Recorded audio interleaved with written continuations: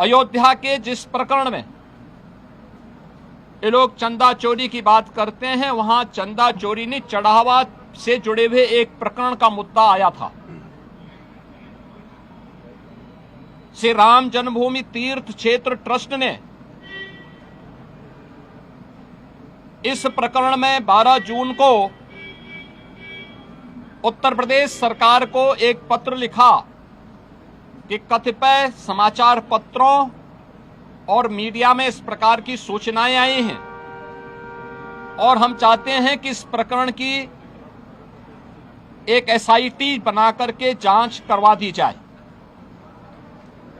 श्री राम जन्मभूमि तीर्थ क्षेत्र ट्रस्ट माननीय उच्चतम न्यायालय के द्वारा गठित एक धर्मार्थ ट्रस्ट है।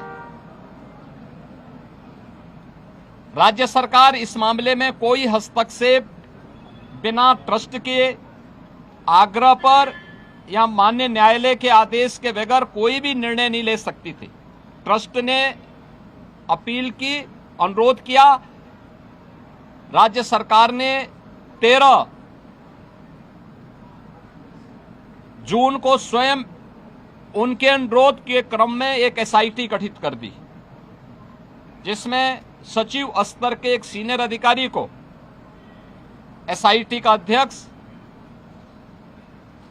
आईजी रैंक के एक अधिकारी को उसका सदस्य और वित्तीय मामलों के विशेषज्ञ एक स्पेशल सेक्रेटरी रैंक के अधिकारी को उसका सदस्य बना करके इस एसआईटी को काम दिया गया कि वह अपनी रिपोर्ट उपलब्ध करवाएं, जिससे हम ट्रस्ट को इसके लिए आगे की कार्रवाई के लिए कह सकें। 15 जून से कार्य प्रारंभ किया। इस पूरे प्रकरण में एसआईटी ने अपनी कार्रवाई प्रारंभ की और 23 जून को उन्होंने अपनी पहली अंतरिम रिपोर्ट प्रस्तुत की। 23 जून की अपनी रिपोर्ट के बाद जो रिपोर्ट एसआईटी ने उपलब्ध करवाई, उस रिपोर्ट के क्रम में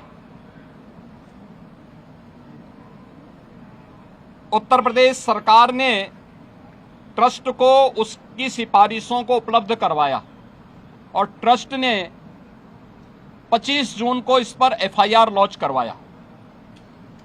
अयोध्या में एफआईआर लॉन्च हुई। एफआईआर लॉन्च होने के बाद उपलब्ध साक्ष्य और प्रमाण के आधार पर कुल 8 लोग पकड़े गए, जिनमें 6 लोग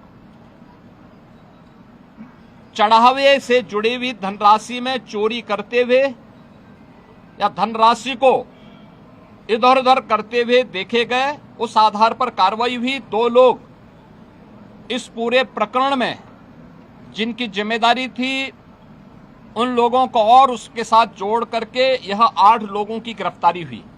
अभी एसआईटी की जांच चल ही रही थी कि माननीय उच्चतम न्यायालय में जो योजित एक पीआईएल थी, उसके तहत उच्चतम न्यायालय ने आगे की कार्रवाई के लिए एसआईटी के पुनर्गठन के साथ ही इस पूरे प्रकरण को अपनी देखरेख में आगे बढ़ाया।